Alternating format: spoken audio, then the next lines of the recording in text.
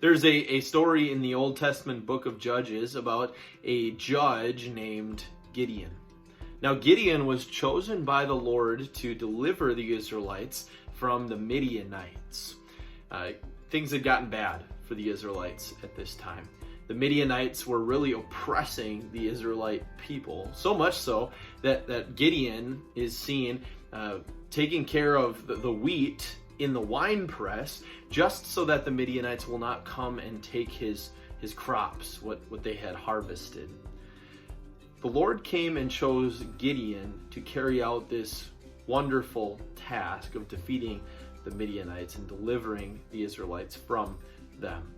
But when God came to choose Gideon, Gideon is not exactly who you would think God would choose. He approaches Gideon and says, "God is with you, mighty warrior." But the reality is Gideon was from the smallest tribe, the most insignificant tribe of all of the Israelites, Manasseh, which he says. And he also says that he is the least in his family. So out of everyone who could have been chosen for this, Gideon should not have been that person. When it comes time for Gideon to start assembling his army to take against the Midianites, we see something similar to what he said before. Now, they start with 32,000 soldiers, but that number is quickly dwindled down to 300 soldiers. What was once a significant mass of people to go fight this battle has now been reduced to a mere 300 people to fight the battle.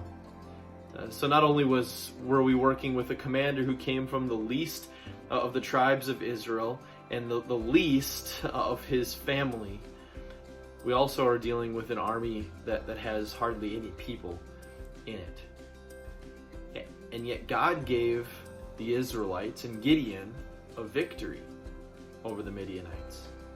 Even though they were small, he gave them the victory. Now, God did this to show how powerful he was.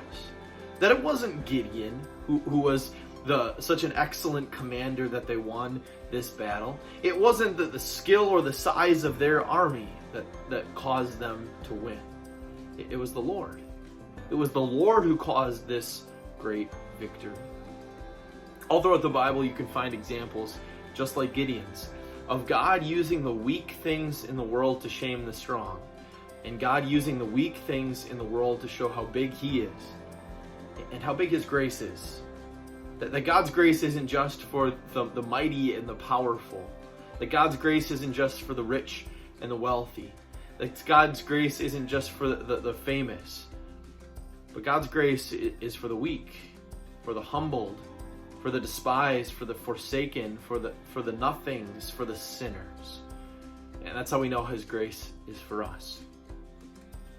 This connects with a prophecy that Micah makes about the coming Savior. Micah says that the coming Savior would come from Bethlehem, Ephrathah to be exact. So we're making sure we're not talking about the Bethlehem up in the land of Zebulun, but we're talking about the Bethlehem that's near Jerusalem. Bethlehem was insignificant. It was a tiny, tiny town. There was no reason that anybody should give it a second thought, aside from the fact that a few people that we know were born there, including King David. But aside from that, there was nothing really that made Bethlehem significant. That is, until the baby would be born in Bethlehem, the Messiah, the Savior of the world. This one would be ruler over Israel, and he wouldn't be just a man. His origins would be from of old, from ancient times. This was going to be God in the flesh, who was going to be born in Bethlehem. The prophecy from Micah 5:2 says this: "But you, Bethlehem Ephrathah, though you are small among the clans of Judah, out of you will come for me one who will be ruler over Israel, whose origins are from of old, from ancient times." Thanks be to God that he uses the weak things in the world to shame the strong.